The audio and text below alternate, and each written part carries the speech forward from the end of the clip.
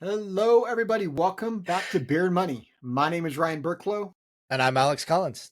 And on today's episode, we're going to be talking about the second part of our last episode where we were discussing overpaying the mortgage. And today specifically, we're going to do a real quick review of our last episode in terms of, overpaying on the mortgage and flexibility that may or may not exist by overpaying the mortgage. And then the second part that we're going to dive into, the main gist of today's episode is diving into like, what would we actually think about doing and the reasons why with the extra cash flows if we didn't overpay on the mortgage. But before we dive into that, Mr. Collins, I just heard you pop your beer. What are you drinking today? So going back to a good old favorite, Hazy in the Gorge from Backwoods. So this is just shocker, right? Hazy IPA. Yep. We never drink those. No. I'm also drinking an IPA, not the Hazy IPA. It's from Big Block Brewing. So Diane and I have a new spot that we go into in Carnation. It's called Big Block Brewing, and they've got something called the Cascade Highway Northwest IPA. So cheers to that. And I'm already going to tell you that I love this beer because I was there to drink it. So it's delicious. Yes. So well, let's dive into today. So Alex, again, let's kind of set the stage for a real quick review from last week.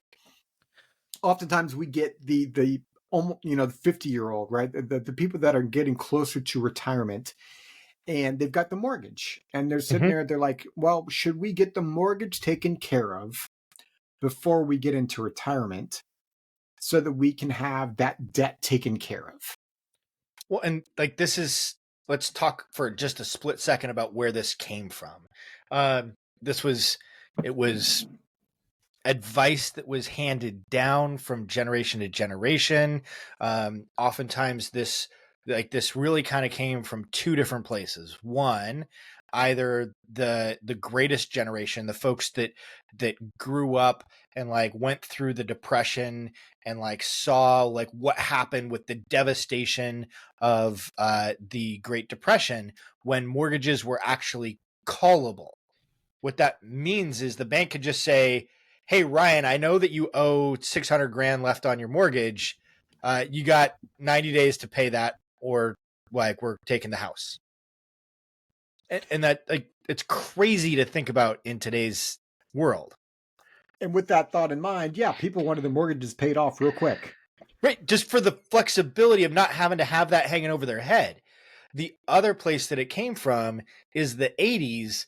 Like, I remember hearing stories from my parents and my in-laws about like them being super happy and excited about only paying 15% interest.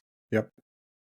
And like think about today's housing environment and what would happen to the housing market tomorrow if mortgage rates went to 15%. Yep. And they were happy and excited to pay 15%.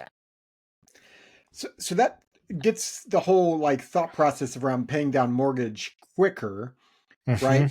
We brought up in the last episode around, this person's in their 50s, right? They're at their probably higher income years, but the reality of their situation was all of their assets were in their retirement plans. And so if anything came their way, both negative and positive, they didn't have a ton of flexibility because they didn't really have an asset that is easily accessible sitting on their balance sheet. Because again, they had their asset, they really had two assets, their house and their retirement plan. They had a little bit in their investment account, a little bit in savings, but nothing major. And so by the last conversation we were talking about, if they didn't overpay on the mortgage and just put it into an asset at their bank that was getting a 3-4% return, they could still pay off the mortgage at the same time frame as if they were giving the money to the mortgage company. They just had the access to the money. So if they chose not to pay it off in year 8, they didn't have to, and they had that asset that was liquid and as accessible. So that was last week. And actually, Alex, if you want to share your screen so we can kind of go share the real quick analysis there. So as you're checking in on our YouTube channel here, we're showing year 8, age 58, the house is paid off if they overpaid their mortgage by an additional $2,000 a month. So an additional $24,000 going towards their mortgage, and it's paid off. And then alternatively, Alex, you want to go to the alternate, if they didn't give it to the mortgage company and they just saved it themselves, you can see that year 8, they have $226,000 mortgage, but they've got $264,000 or 229 at the beginning of the year, 230 if I round up. They could still pay off the mortgage and have a little bit of actually money sitting after the fact. So that was the end of our last episode. Today we're going to do, and again, this is still going to be higher level. We try to keep these episodes not a 60-minute, hour and a half long conversations. We're going to share just 2 pieces of maybe what we would do differently so that we can set them up in the best way possible in retirement. Because let's just set the tone here, Alex. These people want to retire. Right. And the whole point and purpose of paying off the mortgage is being able to like enjoy retirement and have more dollars in retirement. And correct me if I'm wrong, how many retirees do you have that love the volatility in the market and the reliance upon rate of return to produce the cash flow that they want in retirement? Oh, all of them, Ryan. They all love the volatility in the market. Right? So they don't like the volatility. So they're worried about volatility. They're worried about medical costs. They're worried about medical like expenses from the standpoint of long-term care type issues. Right? They have other concerns, inflation. But the Right? biggest thing that they're worried about is running out of money. Yeah. Which is all of that encapsulated in I don't want my assets to be gone before I'm gone. Right. The people are actually more afraid of running out of money than they are of dying. So the way they're currently set up, if they just, now let's go back to the design center there. So as you can see, we've put in a lot of work in this. We've added the retirement accounts. Let's go to their current situation here, right? So the current situation is, again, their mortgage is paid off by the time they're 58. We've added in the retirement account, which is at $1 million. We've added in their savings into their retirement accounts, which was 46, an additional $10,000 of savings going into the investment account. So they're saving 56 grand a year. You also got this life insurance on the side. That's a term life insurance. So when we get to, retirement time frame here, their life insurance expires because it's a term policy and it's gone. They've got $4.1 million of assets. That's not including taxes taken out, by the way. Right? Once they take out the taxes and everything, really they're worth about 3.37 in assets there. And then when they turn on the income stream, they've got $160,000 of income utilizing like a standard 4% or interest only type of approach. They pay taxes, netting them $121. With this scenario, they've got concerns maybe around volatility in the market because they're still kind of reliant upon the market, even though the 4% rule, like that's the rule of thumb, right? But the assets are still going up and down. Assets are still going up and down. We got roughly a 60-40 type portfolio. So we still have dollars in the market, whether it's the stock market or the bond market. So we're still reliant upon rate of return for creating that $122,000 a year of cash flow. And what are they utilizing in the event that they need extra money for medical cost, like long-term care type stuff that might occur? In this instance, they're utilizing their assets. Right. It's either coming out of their house or it's coming out of their retirement accounts, and it's causing a boatload of taxation, and it's not necessarily a great situation. And again, all of their money is tied to mostly because, again, they didn't have a ton sitting in cash. So most of the money is still sitting in the market, albeit less risky, but it's still sitting inside of the market. It's all still subject to fluctuation. So let's switch over to the alternative. And so we did just really kind of two moves here. We took some amount of money and we put it into a permanent life insurance product so that they can still have life insurance. It also is providing the death benefit, like I mentioned there. And then lastly, it's providing an asset called cash value that's building inside of this asset.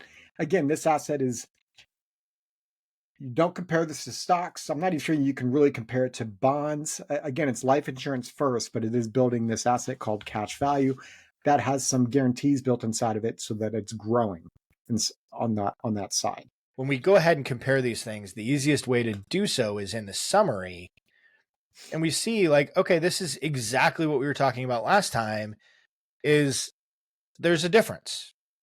Like okay, you're better off having, like, from a true number standpoint, assuming nothing else happens, you're better off having paid off the mortgage sooner because there was a 6% interest rate on the mortgage and we were only crediting like 3 or 4% on the savings account. So you wind up with an extra $26,000. However, if you pass away, we wind up with more death benefit because it's permanent. We wind up also having an extra $5,000 worth of cash flow in retirement. When we ask a retiree, hey, would you like an extra $5,000 a year cash flow? None of them have said no. Especially when they first retire, right? Like when you first retire, that's normally when you're spending a lot more money, right? Right? You're retired, you're excited, so that's when you're going on vacations. That's when you're going the stereotype golf every day. That's when you're spending time, flying time to go spend time with your grandkids, right? This is where you spend a lot more of the money. So yeah, who wouldn't want an extra $5,000? And this isn't correlated with the market, by the way. This isn't us saying, oh, we're getting a higher rate of return. Yeah, the rate of return is exactly the same. Same 4%, same 60-40 portfolio. And we actually have less money exposed to the market in this situation. We're just using better distribution methods to go ahead and create more efficient cash flow and more efficient distribution strategies. So we wind up with more cash flow, less risk. We wind up with more value at retirement in terms of like if we pass away. We wind up with more legacy value over time. Now, this is only showing the first 6 years of retirement. The reason why we kept it at 6 years is because that's what we used for last time.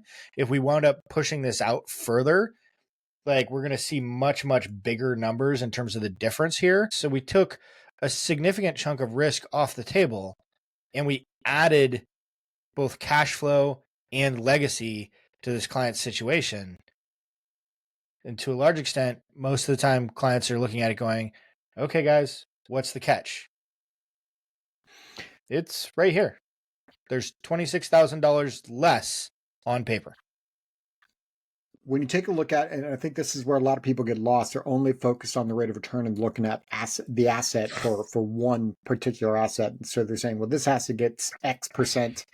What's the comparison to another asset? Well, that's getting a lower rate of return, so it doesn't make sense to do. And they don't take into consideration taxes. They don't take into consideration, okay, if you wanted to protect yourself, there's an additional cost for that protection. So that's the insurance component, right? So they didn't take into consideration insurance. They didn't take into consideration liquidity and like life. Like they're using spreadsheet math. They're not utilizing what I would call real life math, right? And so when you take all those pieces into consideration, it's really not that big a difference as long as you're doing this strategically and not just focusing on rate of return. 100%, Ryan. When we take a look at strategy is going to trump tactic every single time. It's a matter of making sure that we get the strategy right first. What distribution methods do we want to use? Okay, in order to be able to feel comfortable using that distribution strategy, what do we have to have? What does it look like? How do we go ahead and build in redundancies so that if the market doesn't play well, if we wind up with a healthcare expense, if we wind up with, hey, great news, the kids got into Stanford or Harvard instead of UW or Arizona. Like, okay, great. How do we pay for that? Like all of these different components, whether it's good or bad, takes more cash flow, takes less cash flow. We need to be able to have flexibility. And what that means and entails is that we need better strategy. We need more choice. We need more flexibility. We need a little bit more complexity. And at the same time, we don't need to go over the top. We don't need to make the plan like 15 different things where it's like it becomes difficult to even like understand where everything is or what it is. We just need to make sure that we're balancing it kind of like the food pyramid. So this is where financial planning comes into place. And this was a big piece. Like I realized that we went from should I overpay my mortgage to let me build a financial plan real quick based on whether or not you should or shouldn't. And again, this is high level, like quick stuff. We would build this specifically for the client. For instance, if the client, maybe part of this plan is in year 8, we still pay off the mortgage because we have the assets to pay it off. That's a stress point. So we turn around, okay, we'll take the asset, we'll pay off the mortgage. So same, there's no difference there. But now they've got the flexibility, as Alex is pointing out, showing there. Now we've got the flexibility to do so.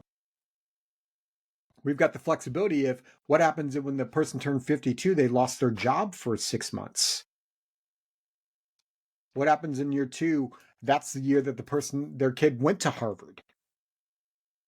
Right? So these are the things that we've built into the financial plan, not just, okay, give the money to the mortgage company versus us have the flexibility and cash flow to handle this. So that's the whole point of today's episode. We hope this episode was valuable for you. As always, check out our YouTube channel because the visual side of this is going to be important to see. Head over to beardmoney.net, right? At the top of the page, there's a contact us. That's a great way to reach out to us with any questions on today's episode or any questions you have just in general around financial planning. We hope this episode was valuable for you. And as always, Mr. Collins. Cheers. This podcast is for informational purposes only and is not to be construed as tax, legal, or investment advice. Although the information has been gathered from sources believed to be reliable, please note that individual situations can vary. Therefore, the information should be relied upon only when coordinated with individual professional advice. Guest speakers and their firms are not affiliated with or endorsed by Park Avenue Securities, Guardian, or Quantified Financial Partners, and opinions stated are their own. Guardian, its subsidiaries, agents, and employees do not provide tax, legal, or accounting advice.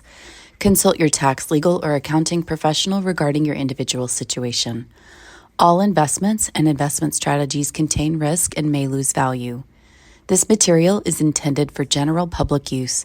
By providing this content, Park Avenue Securities LLC is not undertaking to provide investment advice or a recommendation for any specific individual or situation, or to otherwise act in a fiduciary capacity.